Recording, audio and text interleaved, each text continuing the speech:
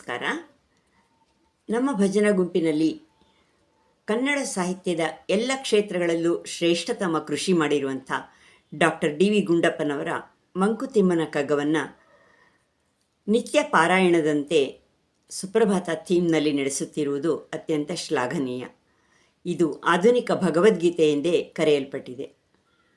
ಈ ಥೀಮನ್ನು ಅತ್ಯಂತ ಸುಂದರವಾಗಿ ಮೂಡಿಬರುವಂತೆ ನಿರ್ವಹಿಸುತ್ತಿರುವ ಸುಬ್ರಾಯ ಹೆಗಡೆ ಸರ್ಗೂ ಹಾಗೂ ಇಂಥ ಉತ್ತಮ ಥೀಮ್ ಆಯ್ಕೆ ಮಾಡಿ ಕೊಟ್ಟಿರುವಂಥ ಸಂಸ್ಥಾಪಕ ನಿರ್ವಾಹಕಿ ಲತಾ ಜಗದೀಶ್ ಮೇಡಮ್ ಅವರಿಗೂ ಈ ಅವಕಾಶಕ್ಕಾಗಿ ಧನ್ಯವಾದಗಳು.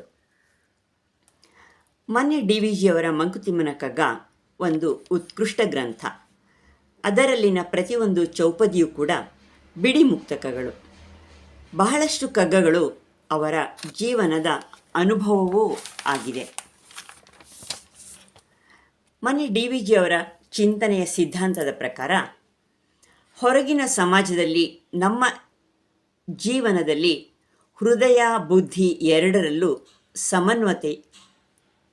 ಸಮನ್ವಯತೆ ಇರಬೇಕು. ಅಲ್ಲದೆ ಅದು ಲೋಕಕ್ಕೆ ಹಿತವಾಗಿರುವಂತೆ ಇರಬೇಕು ಅಂತ ಹೇಳ್ತಾರೆ. ಪ್ರಸ್ತುತ ನನ್ನ ಸರದಿಯ ಪ್ರಕಾರ 915ನೇ ಕಗ್ಗದ ವಾಚನ ವ್ಯಾಖ್ಯಾನದ ಪ್ರಯತ್ನ. ಬರಿಯ ಪೊಳ್ಳು ವಿಚಾರ ಮಾನುಷ ವ್ಯಾಪಾರ, ಬರಿಯ ಪೊಳ್ಳು ವಿಚಾರ ಮಾನುಷ ವ್ಯಾಪಾರ, ಪರಿಕಿಸಲು ಪುಣ್ಯವೆಂಬುದು ಅಹಂಕಾರ, ಪರಿಕಿಸಲು ಪುಣ್ಯವೆಂಬುದು ಅಹಂಕಾರ, ಅರಳಿ ಮೊಗವೇನಿ ತಿನೀತು, ಅರಳಿ ಮೊಗವೇನಿ ತಿನೀತು, ನಕ್ಕು ನಗಿಸಿರೆ ಸಾರ, ಹೊರೆ ಮಿಕ್ಕ ಸಂಸಾರ ಮಂಕುತಿಮ್ಮ. ಬರಿಯ ಪೊಳ್ಳು ವಿಚಾರ ಮಾನುಷ ವ್ಯಾಪಾರ,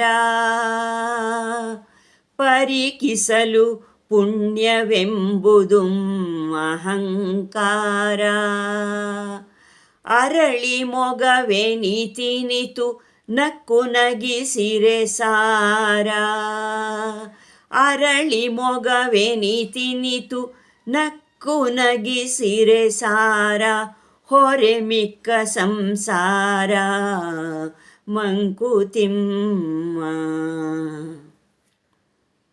ಮನುಷ್ಯ ತನ್ನ ಜೀವನದಲ್ಲಿ ಅನೇಕ ವ್ಯರ್ಥ, ಹುರುಳು, ಸಾರವಿಲ್ಲದ ವಿಚಾರಗಳನ್ನು ಚಿಂತಿಸ್ತಾನೆ ಅಂತ ಹೇಳ್ತಾರೆ. ಅದು ಅವನ ಸ್ವಭಾವ ಕೂಡ ಆಗಿರುತ್ತೆ. ಹಾಗೆ ಚಿಂತನೆ ಮಾಡಿ ಪರೀಕ್ಷಿಸಿದರೆ ತನಗೆ ಲಭ್ಯವಾಗಿರುವ ಒಳ್ಳೆಯದೆಲ್ಲ ಓಹೋ ಅದು ನನ್ನ ಪುಣ್ಯ ಅಂತ ಹೇಳಬಹುದು. ಆ ಪುಣ್ಯ ಅಂತ ಹೇಳುವುದು ಸಹ ಅಹಂಕಾರವೇ ಹೌದು.